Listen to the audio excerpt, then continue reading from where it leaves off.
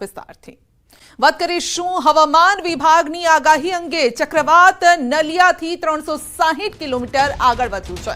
ગુજરાત ઉપર તેની કોઈ અસર નહીં થાય। આજે વરસાદનું જોર ઘટ્યું છે। વરસાદને લઈને આજના દિવસના અંતે કોઈ અલર્ટ નથી। આવતીકાલે રાજ્યમાં ફરી વરસાદ શરૂ થશે। 1 સપ્ટેમ્બરથી 6 સપ્ટેમ્બર સુધી ગુજરાતમાં વરસાદ રહેશે। આવતીકાલે ગુજરાતમાં ભારે વરસાદની આગાહી છે તો છૂટાછવાયા વરસાદની શક્યતા પણ છે। તો આગામી 2 દિવસ સૌરાષ્ટ્રમાં છૂટો છવાયો વરસાદ રહેશે। વરસાદની આગાહી બંગાળની ખાડીમાં ડીપ ડિપ્રેશન બનવાની શક્યતા હોવાથી થઈ રહી છે। ગુજરાતમાં વરસાદની શક્યતા છે। ગઈકાલે બનેલા ચક્રવાતની ખૂબ ઓછા બનતા હોય છે। જે ચક્રવાત બન્યા હતા તે આવા ચક્રવાત ઘણા ઓછા બનતા હોય છે અને આજ દિન સુધી આવી સિસ્ટમ માત્ર 3 વખત બની છે। આ પહેલા 1944માં ઝારખંડ નજીક બની હતી, 1976માં ઓડિશા નજીક બની હતી, 1986માં દક્ષિણ ગુજરાતમાં આવી સિસ્ટમ બની હતી અને આ વખતે ચોથી વખત આ પ્રકારની સિસ્ટમ બની છે। અને એ સમયે આપણે જોયું પણ હતું કે જે રીતે જળબંબાકારની સ્થિતિ આપણે જોઈ છે। કચ્છમાં જોરદાર પવન ફૂંકાતો હતો। તો ગુજરાતમાં ભારે વરસાદ બાદ જળાશયોમાં પણ આવક થઈ રહી છે। डे 1 में कोई वार्निंग नहीं है। डे 2 से लेकर डे 6 तक हमारा फिर वार्निंग है। डे 1 में आपका गुजरात रीजन में हैवी रेनफॉल का वार्निंग है और डे 3 से डे 5 तक heavy to very heavy rainfall का वार्निंग है और डे 6 में हैवी रेनफॉल का वार्निंग है और डे 7 में कोई वार्निंग नहीं है। और सौराष्ट्र कच्छ के लिए डे 1 डे 2 में कोई वार्निंग नहीं है और डे 3 में आपका Fairlie wide spread heavy rainfall का वार्निंग है आपका 4 दिन के लिए। मतलब डे 3 डे 4 डे 5 डे 6 तक हैवी रेनफॉल आइसोलेटेड प्लेसेस में वार्निंग है। अभी जो बारिश का संभावना है वो गुजरात रीजन में डे 1 में फेयरली वाइड स्प्रेड का अनुमान किया जा रहा है और बाकी जो 6 दिन है अगले 6 दिन डे 2 से लेकर डे 7 वाइड स्प्रेड का अनुमान है।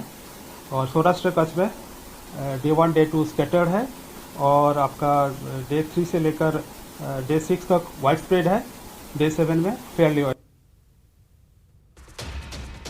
તો ગુજરાતમાં ભારે વરસાદ બાદ જળાશયોમાં પણ આવક થઈ છે। રાજ્યના 206 ડેમમાંથી 108 ડેમ સંપૂર્ણ ભરાયા છે। હાઈ એલર્ટ જાહેર કરાયું છે। ગુજરાતની જીવાદોરી સમાન સરદાર સરોવર ડેમમાં 85%થી વધુ જળસંગ્રહ છે। સરદાર સરોવર સહિત કુલ 207 જળાશયોમાં પણ કુલ સંગ્રહ શક્તિના 80%થી વધુ જળસંગ્રહ છે। ગત વર્ષે આ જ દિવસે રાજ્યમાં કુલ 76%ની સામે અત્યારે 80%થી વધુ જળસંગ્રહ થયો છે।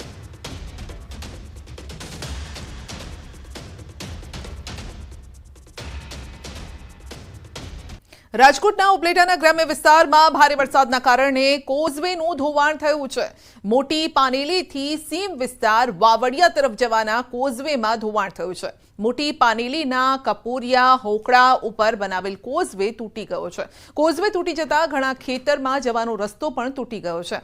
3 વર્ષમાં 3 વખત કોઝવે બનાવાયો છે પરંતુ વરસાદના કારણે સતત 3 વર્ષ થતા ધોવાણ 3 વખત આ ધોવાણ થયું છે આ કોઝવેનું।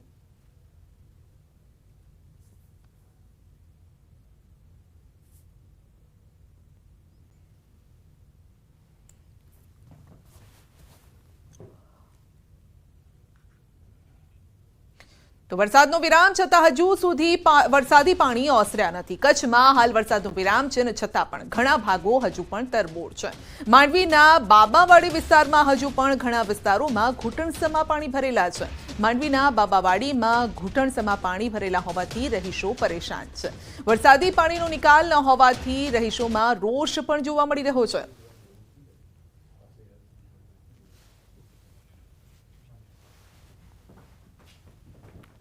અરવલ્લી જિલ્લાના મોડાસા તાલુકાના મડાસણા કંપા ગામમાં છેલ્લા 3 દિવસમાં સતત વરસેલા 7 ઇંચ વરસાદે ગામના ખેડૂતોના ખેતરમાં તારાજી સર્જી છે।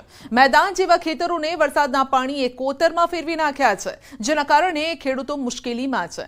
આ કંપા ગામમાં 50થી વધુ ખેડૂતોની 20થી વધુ વીઘા જમીન વરસાદી પાણીમાં ધોવાઈ ગઈ છે, જેના કારણે ખેડૂતોની હાલત કફોડી બની ગઈ છે। ખાસ કરીને મદાસના કંપામાં 1000 વીઘા જમીનમાં ખેડૂતોએ મગફળીના પાકનું વાવેતર કર્યું હતું, પરંતુ વધુ પડતા વરસેલા વરસાદે આ ખેડૂતોને પાયમાલ કરી નાખ્યા। પાક તો ધોવાઈ ગયો, ખેતરોને પણ ખતમ કરી નાખ્યા। ખેડૂતો હવે સરકાર પાસે સહાયની આશા રાખીને બેઠા છે। આ જે જગ્યાએ આપણે ઊભા છીએ એ જગ્યા અમારી છે અને અમે એમાં ખેતી કરીએ છીએ વર્ષોથી। દર સાલ વરસાદ પડે છે, એનાથી આ સાલ થોડો વધુ પડતો પડ્યો અને ખેતર આખું ધોવાઈને વાગું જ બની ગયું છે। હવે પરિસ્થિતિ એવી નથી કે અમે એને રિપેર કરી શકીએ, સરકાર કંઈક મદદ કરે તો સારું। 5.5 વીઘાના ખેતરમાં બિલકુલ 2 ભાગ પડી ગયા છે। બંને બાજુથી સંપૂર્ણ માટી ધોવાઈને જતી રહી છે અને નાળું નદી થઈ હોય એવી સ્થિતિ થઈ છે। પાકને પણ નુકસાન છે। ગામમાં બાકી બીજા 2 ખેડૂતોનું આ જ પ્રકારનું બહુ મોટું નુકસાન છે અને એ પણ લગભગ 2-3 વીઘા જમીન ગયેલી હોય એવી સ્થિતિ છે। અમારે અહીં લગભગ આ અઠવાડિયામાં જે વરસાદ પડ્યો એ લગભગ 25 ઇંચ વરસાદ પડ્યો, એટલે રોજનો 5 ઇંચ ને એક રાતે તો 8 ઇંચ વરસાદ પડ્યો, જેના કારણે અમારા એ મેશ્વા નદીના કિનારે જે ખેતરો આવેલો છે એ લગભગ ઓછામાં ઓછા 20થી 25 વીઘા જમીનમાં ખૂબ મોટું નુકસાન થયું છે। રાજ્યમાં મુશળધાર વરસાદ પડ્યો, અનેક લોકોના ઘરમાં પાણી ઘૂસ્યા, પાણી ઓસરી પણ ગયા છે, લોકો રહેવા પણ લાગ્યા છે, પરંતુ ધરતીનો જે તાજ છે, જે લોકો સુધી અન્ન પહોંચાડે છે, તેની પણ સ્થિતિ જોવા જેવી છે। હું એક ખેતરમાં ઊભો છું કે જે ખેડૂતનું જે ખેતર હતું 5 વીઘાનું આ ખેતર હતું, હવે માત્ર તેની પાસે બચ્યા છે 3 વીઘા। 2 વીઘા જેટલું આ જે ખેતર છે એ ખેતર આખું જમીન સાથે માટી સાથે તણાઈ ગયું છે। આપ જોઈ શકો છો દ્રશ્યોમાં કે મડાસના કંપામાં જે ખેડૂતોની હાલત થઈ છે વરસાદમાં, માત્ર 1 કલાકમાં 6 થી 7 ઇંચ વરસાદે જે ખેડૂતો માથે આભ ફાટ્યું છે એવી સ્થિતિનું નિર્માણ થયું છે કે ખેડૂત હવે ખેતી કરવા લાયક રહ્યો નથી, કારણ કે સરકાર પાસે હવે અપેક્ષા રાખી રહ્યો છે કે સરકાર મદદ કરે, કારણ કે જે પ્રકારે આપ જોઈ શકો છો કે નદી કોતર જેવી હાલત ખેતરની બની છે। એક આખું ખેતર જે પ્રકારે પાણીમાં સમાઈ ગયું છે તેના કારણે સ્થિતિ ખૂબ જ દયનીય છે। ખેડૂતો જે પ્રકારે આંખો ભીની છે ખેડૂતોની કે ખેતરમાં જવું તો જવું કેવી રીતે, એક આખું ખેતર ગાયબ થઈ ચૂક્યું છે, જ્યારે પોતાની આજીવિકા આજે જે કુદરતે છીનવી લીધી છે એ સ્થિતિમાં સરકાર પાસે ખેડૂત મદદની અપેક્ષા રાખી રહ્યો છે। હાર્દિક પટેલ, ન્યૂઝ 18 ગુજરાતી, મડાસના કંપા ગામ, અરવલ્લી। સુરત સહિત દક્ષિણ ગુજરાતમાં ભારે વરસાદના લીધે 15,000 એકર શેરડીના પાકમાં સફેદ માખીનો ઉપદ્રવ વધ્યો છે। ખેડૂતોને પારાવાર નુકસાન થયું છે અને સાથે ભારે વરસાદના કારણે સુરત, તાપી સહિત દક્ષિણ ગુજરાતના જિલ્લાઓમાં ભારે નુકસાન થયું છે। ખેડૂત આગેવાન જયેશ દેલાડે રાજ્યના કૃષિ મંત્રીને ખેડૂતોએ સહાય પૂરી પડાય તે પ્રકારની માંગ કરી છે।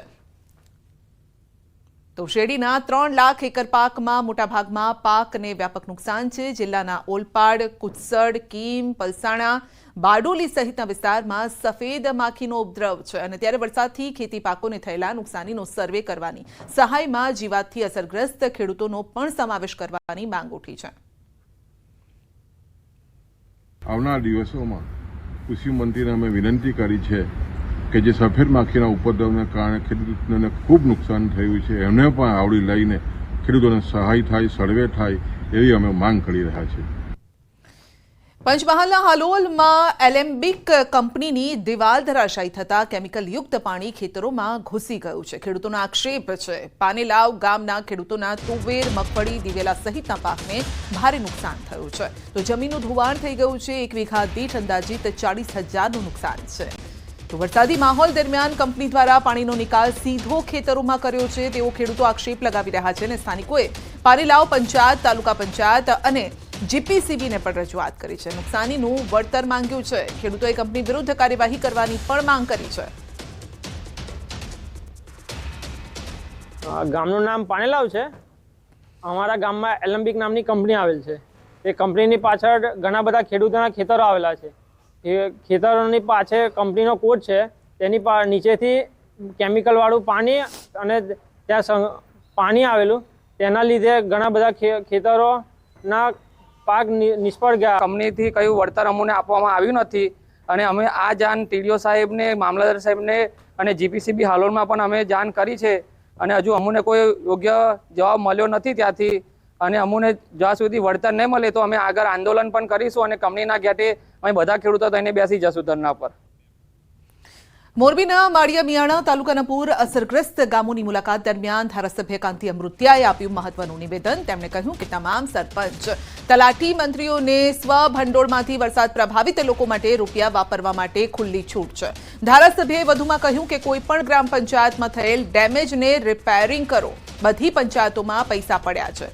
સ્વભંડોળમાંથી પૈસા વાપરો. કોઈની મંજૂરી લેવાની જરૂર નથી. કોઈ ઓડિટ નહીં આવે અને તમને કોઈ પ્રકારની તકલીફ પણ નહીં પડે. બધી પંચાયત પાસે બધાય પાસે પૈસા પડ્યા. આજે હું લગભગ 12 ગામનો પ્રવાસ કર્યો.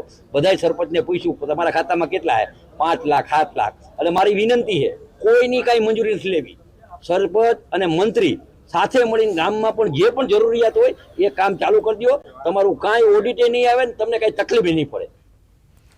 દાહોદ જિલ્લામાં વરસાદ બાદ જિલ્લા કલેક્ટરે ઝાલોદ તાલુકાના અસરગ્રસ્ત સ્થળોની મુલાકાત લીધી હતી અને જિલ્લા કલેક્ટર યોગેશ નિરગુડે મુલાકાત કરી નુકસાનીનો તાગ મેળવ્યો છે. તેમજ વરસાદમાં થયેલ નુકસાનનું તાત્કાલિક ધોરણે સર્વે કરવા અધિકારીઓને સૂચના આપી છે. ઝાલોદ પ્રાંત કચેરી ખાતે અધિકારી સાથે સમીક્ષા બેઠક પણ કરી. ઉપરાંત ગરાડુ પ્રાથમિક શાળા, ગ્રામ પંચાયત અને આરોગ્ય કેન્દ્રની પણ મુલાકાત લીધી છે. જે ઘરોમાં વરસાદના કારણે નુકસાન થયું હોય તેની મુલાકાત લઈ નુકસાનીનો તાગ મેળવ્યો છે. અસરગ્રસ્તને વળતર મળે તે માટેની કામગીરી જલ્દીથી પૂર્ણ કરવા માટે કર્મચારીઓને સૂચના અપાઈ છે. પણ રોડ રસ્તાઓ ખરાબ થઈ ગયા હોય એના ઉપર પેચવર્કની કામગીરી તાત્કાલિક ધોરણે થાય એના માટે પણ લોકલ વહીવટી તંત્રને સૂચના આપવામાં આવેલ છે. વરસાદના કારણે જે ઘરોને નુકસાન વગેરે થયું છે એની પણ મુલાકાત લેવામાં આવેલી છે. તો વહીવટી તંત્ર સારી રીતે કામ કરી રહ્યું છે અને જે કંઈ સર્વેની કામગીરી છે તાત્કાલિક ધોરણે પૂર્ણ કરવા માટે પ્રયત્ન કરે. રાજ્યમાં ધોધમાર વરસાદના પગલે અનેક વિસ્તારમાં પૂરની સ્થિતિ નિર્માણ પામી. અનેક વરસાદના વિરામ બાદ પણ હજુ અનેક વિસ્તારો એવા છે કે જે જળમગ્ન છે. સુરેન્દ્રનગરનું ગામ હજુ પણ પાણીની અંદર ડૂબેલું છે. લોકોના ઘરમાં પાણી છે. બીજી તરફ ગીર સોમનાથમાં પ્રાચી તીર્થ છેલ્લા 7 દિવસથી જળમગ્ન છે. માધવરાયજીની મૂર્તિ પણ 5 થી 7 ફૂટ પાણીની અંદર છે. બીજી તરફ જામનગરના ખેતરોમાં પણ હજુ પાણી નથી ઓસર્યા. જૂનાગઢમાં અંતિમ યાત્રામાં પણ પાણી વચ્ચેથી લોકો જવા માટે મજબૂર છે.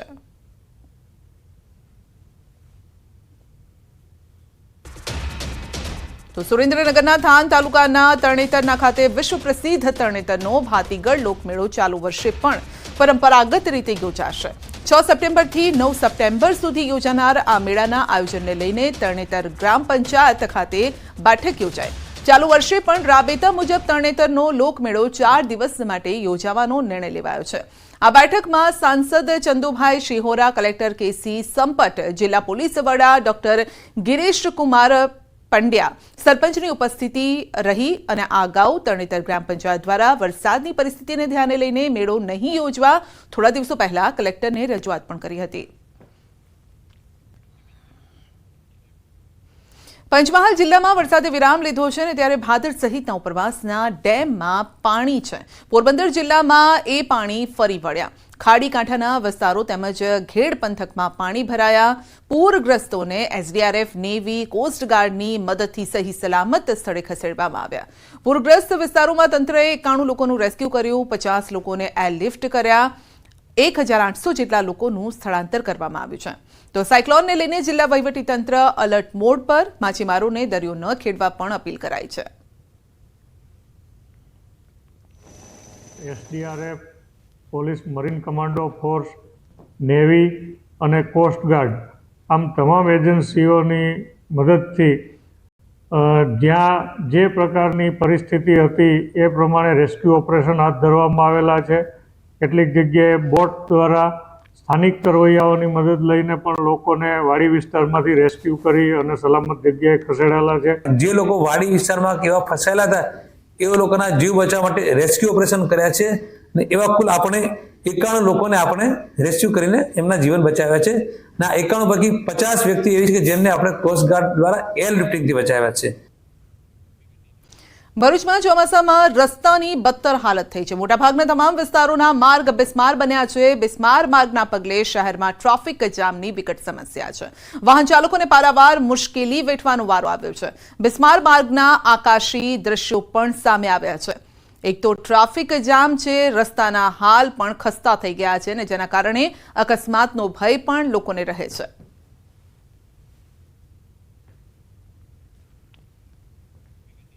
બનાસકાંઠામાં ખેડૂતોએ વરસાદી પાણીનો સિંચાઈ માટે સંગ્રહ કર્યો છે.